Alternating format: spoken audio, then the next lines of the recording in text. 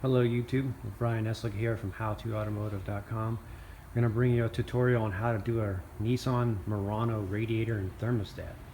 First step is to remove the upper covers above the radiator. Some of them are already missing. Somebody's done some bad work before. These covers are just held on by little plastic clips that you can take out with a Phillips screwdriver. Now that the clips are off, you can see the radiator is split on the top tank. The next step would be to remove the upper radiator hose and start disconnecting the wiring from the electric fans. The wiring harness from the fans, you push the little lock tabs here and then they unplug. I've already pushed it, so just go ahead and unplug it. So then after that, you're gonna take these little clips that hold the wiring harness to the fan off.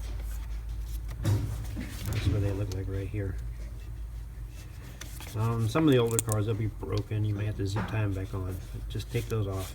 To take those clips off, I'm going to use this snap-on panel popper tool. And they'll slide in between and pry out. Now the wiring harness is off, flip it out of my way. I'm going to remove the overflow tube at the neck of the radiator. The next step is to remove the little rubber mounts on the top of the radiator. And you do that by prying back these little clips. And then this will slide out. Now with the rubber mounts off, the radiator has plenty of movement.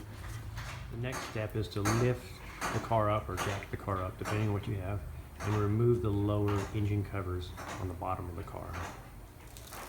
After getting the shields off, the next step would be to drain the coolant. And you do that by pulling out the petcock, they call it, and just with a Phillips screwdriver.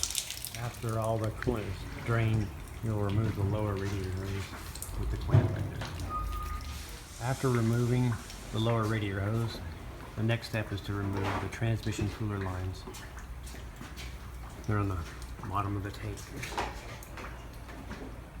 You remove one there and one here. The thing I like to do is put these hose clamps on the line, on the transmission cooler lines, so when you pull them off, they don't drain the whole bunch of transmission fluid. But if you don't have them, you'll have to make sure you top the transmission off after you're done. Always check it in. The next step after removing the lower radiator hose and the transmission cooler lines is to lower the car back down. And I like to lift the radiator up a little bit, and that way you get a lot of access to the bolts. For the fans, you can get a power tool or whatever on there, and you take the bolt 10mm bolts off, and then the fan shroud will come off. Now I have the fan shroud out, and the next step would be to remove the radiator. Now I got the radiator out, my next step will be to focus on getting the thermostat out of the car. That way we have a little extra room to work with. So the next step would be to remove the radiator overflow bottle, which I've already removed the 10mm bolts, which are one here and one here, and the bottle will come out like so. I kind of just leave everything routed the way I can and flip it out of the way. And then the next step would be to remove the fuse box cover, which is just clipped on. And I've already did this in advance. And then after that, there is a 10mm bolt that is hidden down below. You take that out, and then right here, there's a little clip that you have to pry out with a screwdriver, and then the whole unit will slide up.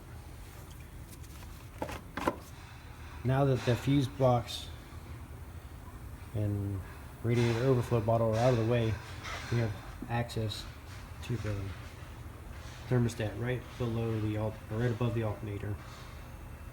So there's 3 bolts that hold that on. We're also going to take off this rubber hose here and rubber hose here, the lower hose. Before I remove the lower radiator hose, I'm going to remove this bracket that held the fuse board. It's held on with 2 12mm bolts down there. It looks like this. Just comes straight up. Tip is when you're taking things apart, if you can look at the new part, you can see how things come apart. So it makes life a little easier. After removing the hoses, next is to remove the 3 bolts that hold the housing. So I had a hard time getting to the lower bolt in the thermostat housing. So what I did was remove the 2 bolts on the motor mount here and here, and floor jack the engine up off the oil pan with a block of wood so you don't crack the pan. And that gave me just enough room to get to the bolt that's underneath on the bottom of the thermostat. I have the old thermostat off, and you can see a little shiny spot. That's where the thermostat was dragging and sticking, causing this car to overheat and break the radiator. Next step is to clean the mating surface for the thermostat housing and then put it back together. Now I'm going back together. I cleaned the mating surface, mounted the thermostat housing, and put the motor mount back into position.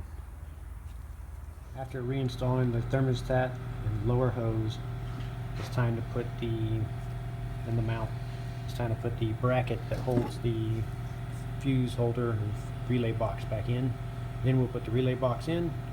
After that, we'll put the overflow bottle back in, and the thermostat will be done, and then we'll be back to the radiator. Okay, now that that's all back together, it's time to prep the radiator and put it back in. To reinstall the new radiator, you want to double check at the bottom of the brace here that all the rubber grommets are still there.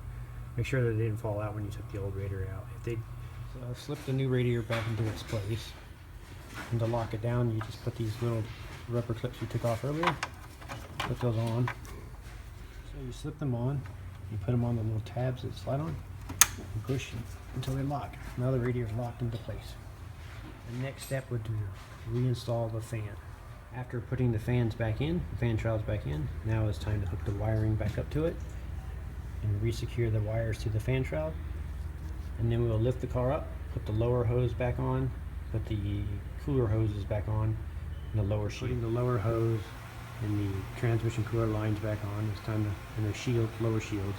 Time to lower it back down, put the upper hose on, the hose that goes through the overflow bottle, and the upper covers, fill it up with coolant. Now we're going to put the overflow tube back on the neck, radiator neck, and then we're going to put the upper radiator hose back on, and put the upper covers back on, and fill it up with coolant, and run it until make sure the fans run and operate, and the thermostat opens up, and we'll go test drive it and check for leaks. Alright, now that we got it all back together, we got it fired off. Let the engine run, make sure the fans run, and don't forget to check the transmission fluid level since we took the cooler lines off. The level will drop a little bit. We'll check that before you test drive it, and make sure there's no leaks. Thank you for watching. My name is Brian Essick from HowToAutomotive.com.